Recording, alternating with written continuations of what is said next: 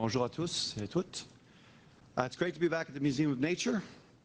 When my kids were younger, we spent a lot of time in this building. It was one of the places I came to drop them off and go away for a coffee for a couple hours. 4 of them under 6 years old. It was a busy time. Thank you, Dan, really, for that genuine introduction. Very well put. My wife would say thank you for telling all those lies about me. But also for setting the bar so high, Dan, in terms of your leadership and vision for the organization going forward. Very appreciated. I'd like to thank Brian Gallant as well. Brian, I've known for a long time, and the entire Canada, or the Space Canada team, for hosting this fantastic event.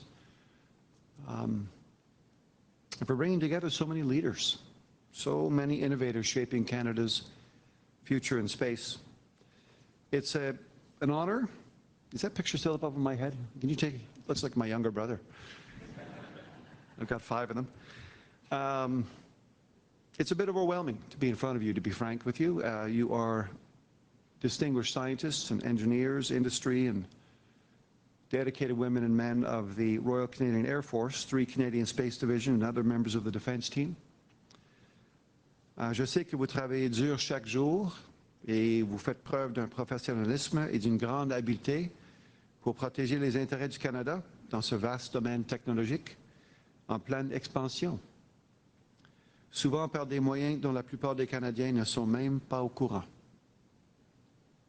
From positioning, navigation, and timing systems to Earth observation sensors, technology is essential to our daily life and our national defense. In fact, it's rocking both of them.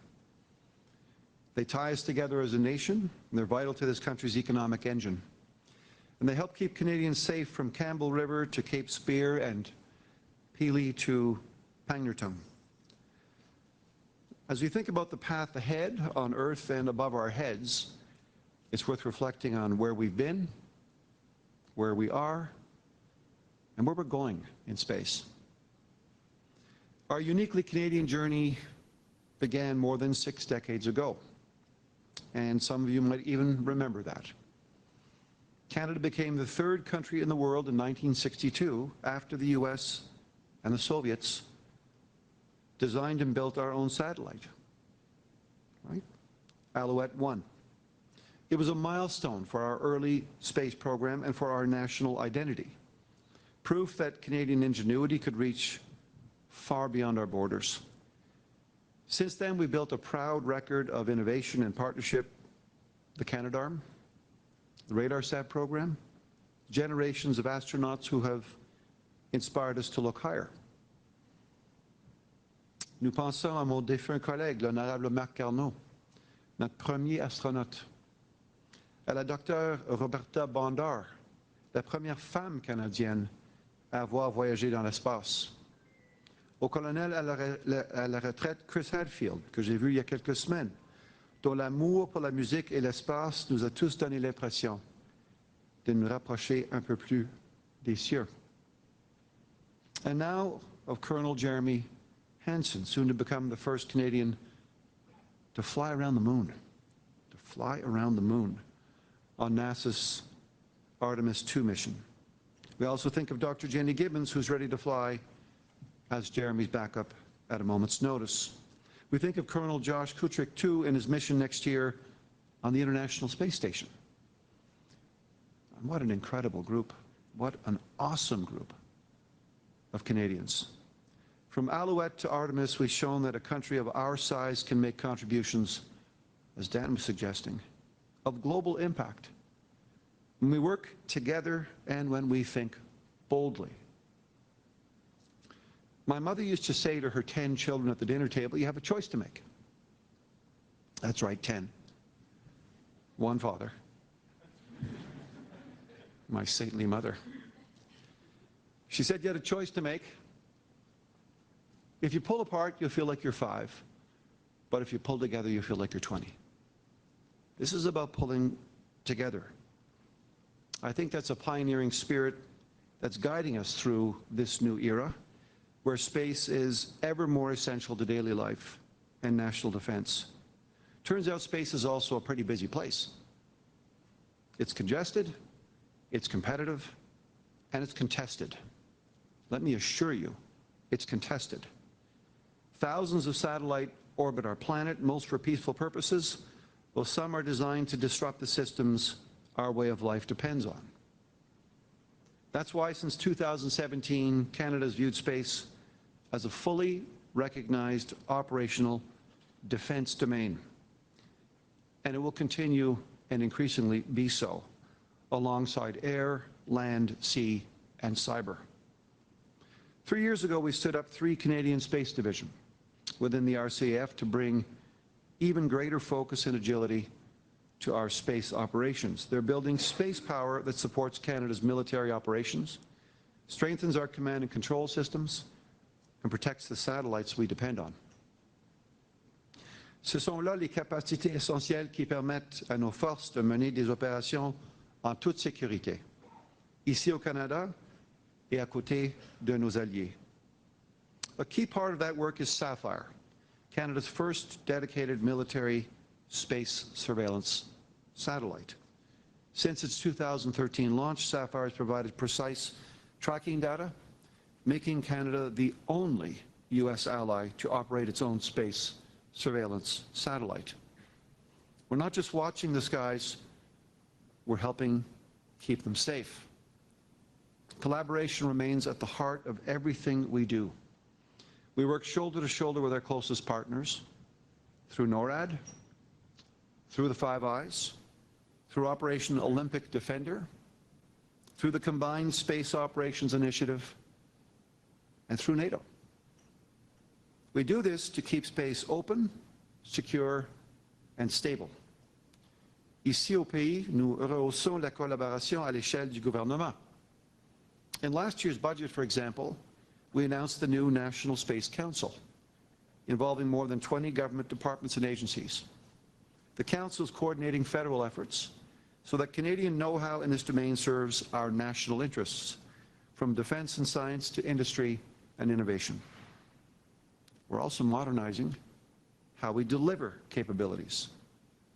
As Dan alluded to, the new Defence Investment Agency, launched last month, will help cut procurement delays and deliver new technologies, including space systems, faster and more efficiently.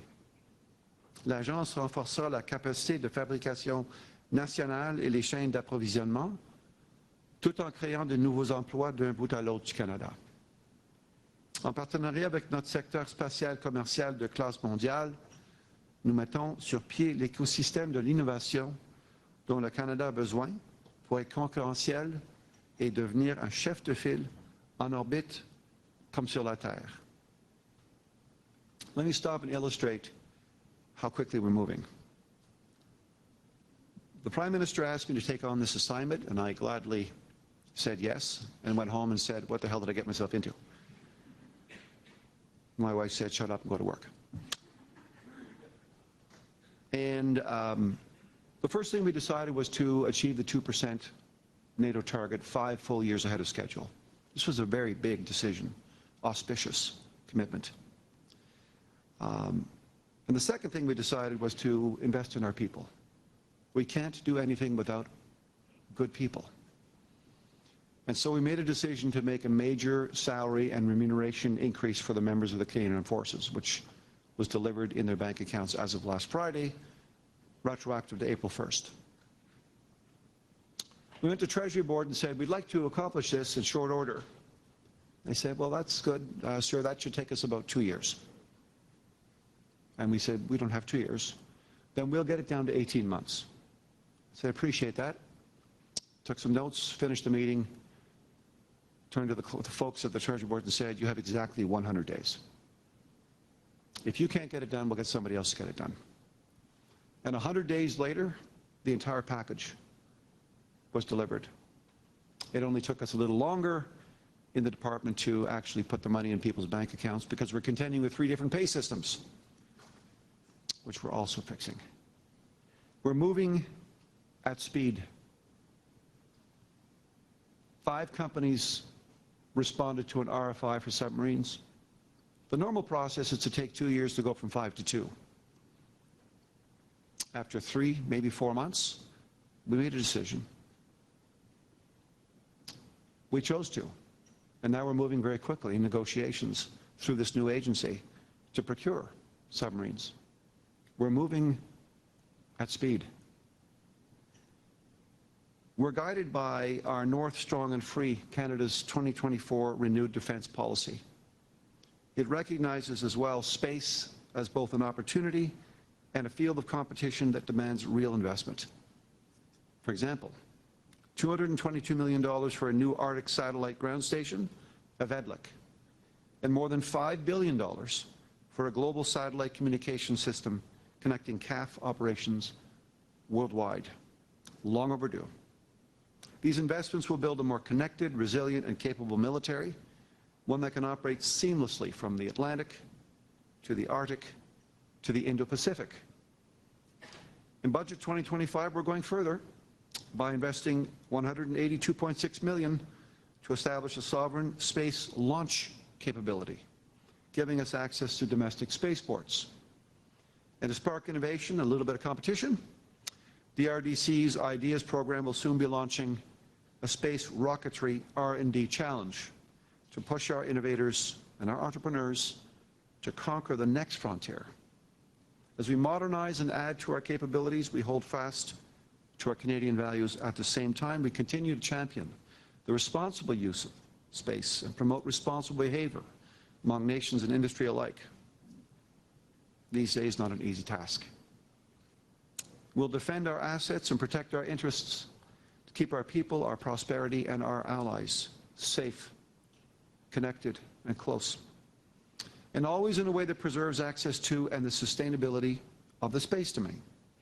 Because the future of space isn't about who gets there first, it's about how we get there and what we choose to do once we arrive there.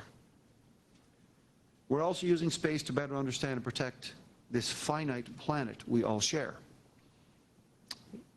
It's interesting that we're here in the Museum of Nature, because from orbit, astronauts have seen the unmistakable signs of climate change, the shrinking Arctic ice, shifting forests and oceans, the ravages of drought and wildfire.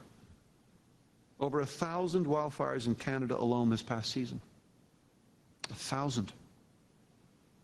Canada faces the reality of wildfires every year. Imagine a future where satellites can detect the spark of wildfire after a lightning strike and dispatch water bombers to the exact location. Except that those water bombers will be drones, carrying 500 kilos of fluid each. This is coming. As natural disasters increase, satellites give us the data we need to respond more effectively. They've been helping us protect the ozone layer, conserve biodiversity, what I call natural capital, and safeguard the ecosystems that sustain life on Earth. Every image and signal from space reminds us that progress isn't just about reaching farther. It's about caring more deeply for the only home we have, planet Earth. And as I've said before, and I'll keep saying as Minister of National Defence, our natural security is national security. We need to move to integrate both. So friends, as we prepare for this full day of engaging speakers and presentations, we're reminded that Canada's story in space is still being written. From Alouette to Artemis, from the high Arctic to the moon, this journey has always been defined by partnership, responsibility, and imagination. So let me thank you for your research. Thank you for your commitment, your passion, your risk-taking, your entrepreneurship, because we're building something here that we can win at. We'll bring the same values that guide us here on Earth as we do this work. Cooperation, peace, curiosity. This has to continue to guide us among the stars. We explore not because we want to conquer, but because we want to connect. We defend not because we want to divide, but to protect the things we cherish, including the planet. Understanding where we've been, appreciating where we are, and continuing to shape where we're going. Sic itur ad astra. Thank you very much. Merci beaucoup.